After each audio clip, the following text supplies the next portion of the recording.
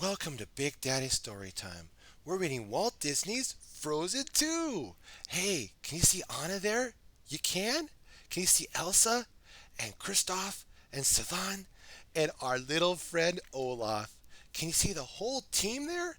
You can? Great job. Would you like to read a story about Frozen 2? You would? Okay, let's get started on the adventure. When Queen Elsa and Princess Anna were children, their parents often told them stories about the past. One night, King Agnar told them about the Northundra, people from an enchanted forest. The Northundra had lived in harmony with the people of Andel until but then everything changed and the two sides went to war. Angered spirits trapped both groups in the forest, but King Agnar managed to escape. After the story, Queen Aduna soothed the girls with a lullaby. When I was little, my mother would sing a song about a special river called Tu Holland that was said to hold all the answers about the past, about what we are a part of.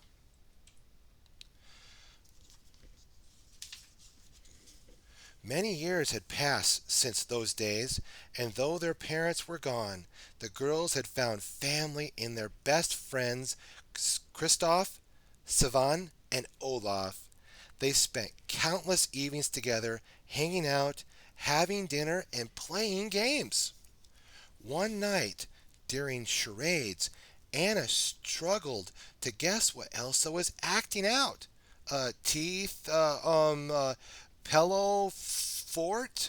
She could tell something was bothering her sister, that is. Disturbed. Oh, come on, you definitely look disturbed. Are you okay?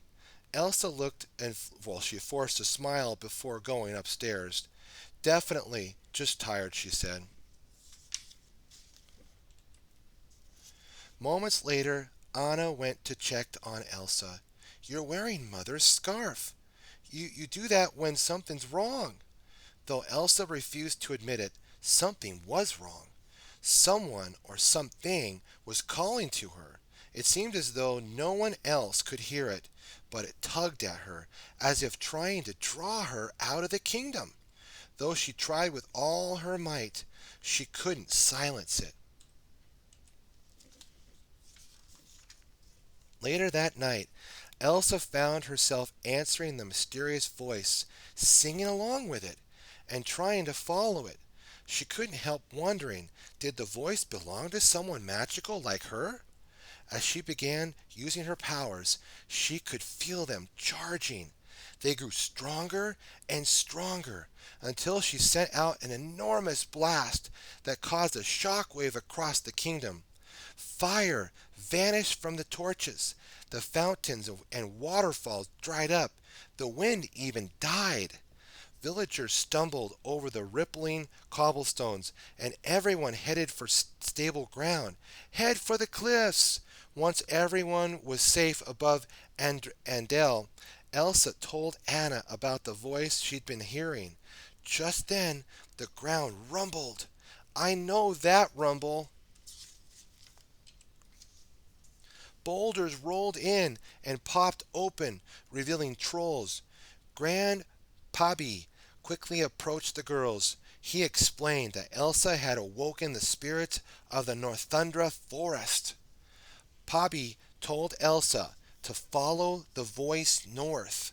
Then he quickly told Anna that she should go along to protect her sister. I won't leave her side. Olaf, Savan, and Kristoff all agreed to join Elsa too. We'll fix it together. Together, together. When they found the forest entrance, Olaf bounced against a wall of mist that surrounded it. I sensed no way in, but this is fun. Nevertheless, Elsa, Anna, Elsa and Anna joined hands, and the mist seemed to part before them. They led the group through, but when they pushed on the mist from inside the forest, it pushed back. Oh, it let us in. Let us in. but it clearly does not want to let us out.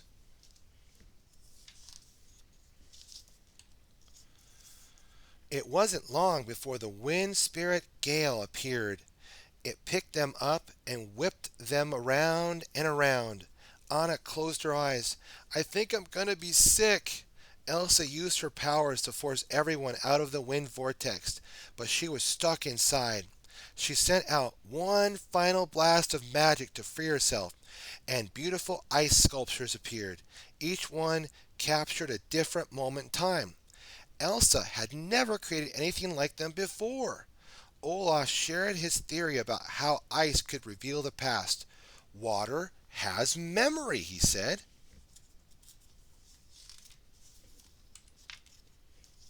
It wasn't long before reindeer surrounded them, and people dropped from the trees. Then soldiers appeared. They were the trapped Northundra and Andrelians from Anna and Elsa's old bedtime story. Both sides tried to claim the group as their prisoners. Run! But Elsa used her powers, shocking everyone and sending them to the ground. Anna recognized one of the soldiers, Lieutenant Matthias. Third floor, second portrait on the left. You were our father's official guard. Matthias couldn't believe it. Your father was, King Agar of Andriel. Matthias was overjoyed to hear that the king had made it out of the forest. Then the Northundra noticed that the sister's scarf was Northundran. They realized that whoever had saved the king from the forest must have been a Northundra. The idea that the two opposing sides had come together that day startled both the Andrelians and the Northundra. They believed Elsa's magic was the key to their freedom. They crowded around her with great anticipation, smothering her and overwhelming her with their expectations until a bright flash of fire appeared. The fire spirit dashed around the trees, setting them ablaze. Elsa used her magic to chase it down and discovered the spirit was a small salamander. It snuggled into her cold hand.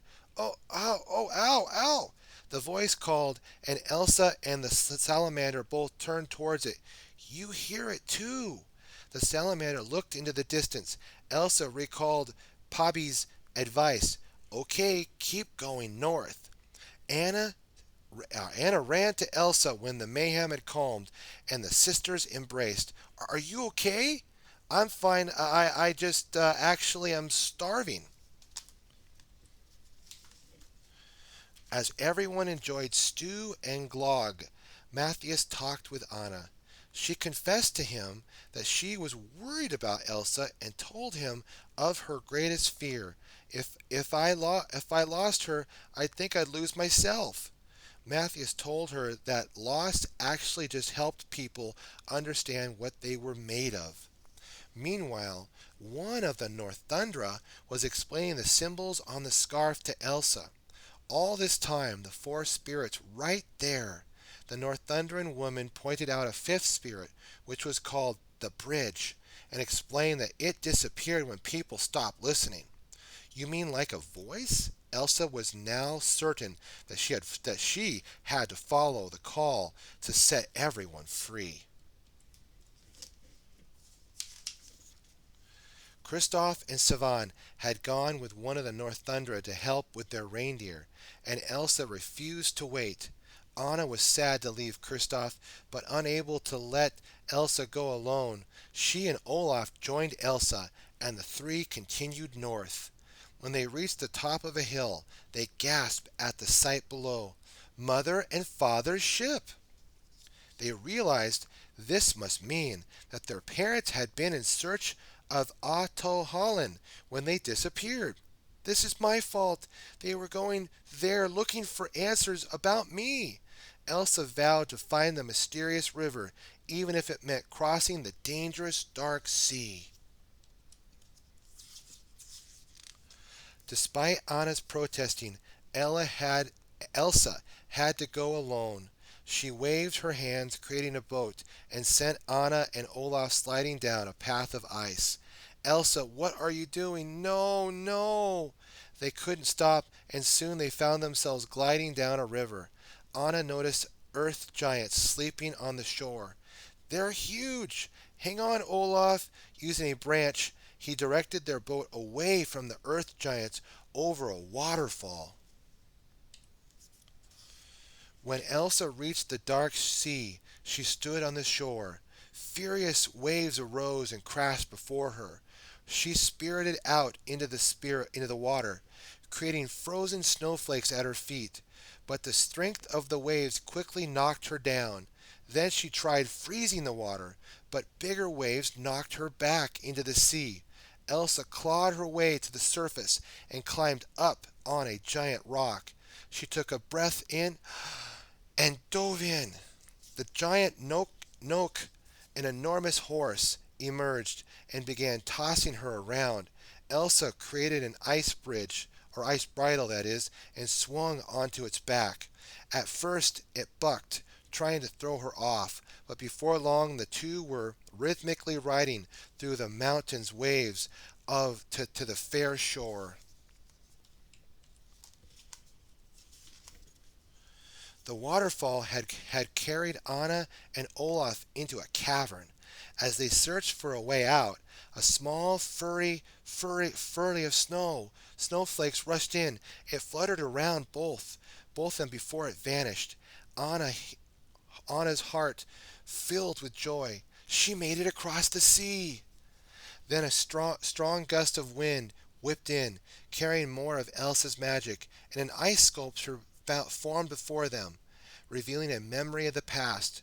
Anna gasped, I know why the spirits evacuated Arendelle. Olaf, I know how to free the forest. Armed with renewed strength and wisdom, Anna was ready to set things right. Elsa trudged through the terrible winds and thick snow.